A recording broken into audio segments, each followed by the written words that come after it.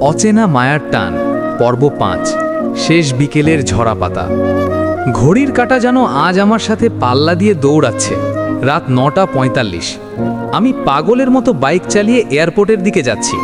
মাথার ভেতর শুধু একটা কথা ঘুরপাক খাচ্ছে, সোহানা চলে যাচ্ছে। যে মানুষটাকে কোনোদিন সামনাসামনি দেখিনি, যার শুধু মায়াবী কঙ্খটা চিনেছি, আজ তাকে চিরতরে হারিয়ে ফেলার ভয়ে আমার বুকটা ফেটে যাচ্ছে।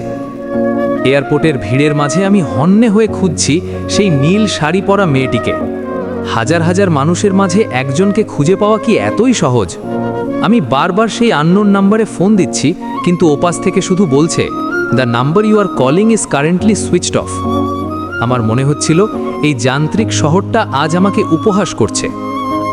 হঠাৎ গেটের এক কোণায় আমি একজনকে দেখতে পেলাম। পরনে নীল শাড়ি, কাঁধে একটা ছোট্ট ট্রলি ব্যাগ। সে সিকিউরিটি চেকিংয়ের দিকে ধীর পায়ে এগিয়ে যাচ্ছে। আমার কলিজাটা যেন গলার কাছে চলে এলো। আমি চিৎকার করে ডাকতে চাইলাম, কিন্তু গলা দিয়ে কোনো স্বর বেরোচ্ছিল না।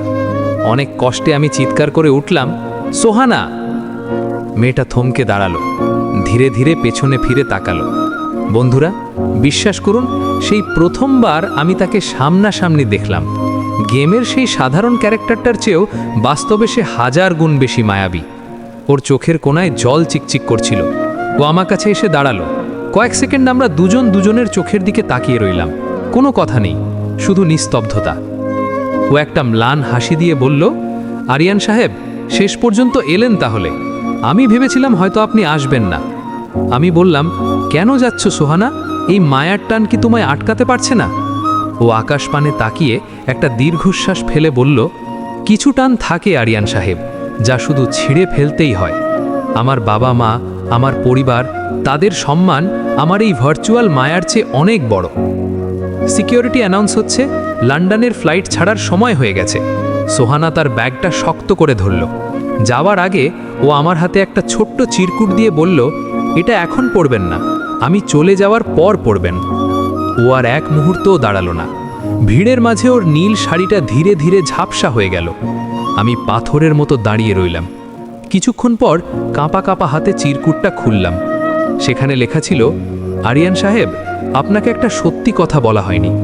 আমি লন্ডন যাচ্ছি বিয়ের জন্য নয়, বরং আমার হার্টের অপারেশনের জন্য। ডাক্তার বলেছে আমার বাঁচার সম্ভাবনা খুব কম, তাই আপনাকে কোনো মিথ্যে আশা দিয়ে আটকে রাখতে চাইনি। যদি কোনোদিন ফিরে আসি, তবে আবার সেই গেমের ম্যাপে আপনার জন্য অপেক্ষা করব। আর যদি না ফিরি, তবে ধরে নেবেন নীল কাব্য কোনোদিন ছিল না। বন্ধুরা, আরিয়ানের পায়ের তলার মাটি যেন সরে গেল। সোহানা কি আর কোনোদিন ফিরে আসবে? অপারেশনের টেবিল থেকে কি সে আবার গেমের লবিকে ফিরতে পারবে? জানতে হলে ৬ নম্বর পর্বের জন্য অপেক্ষা করুন।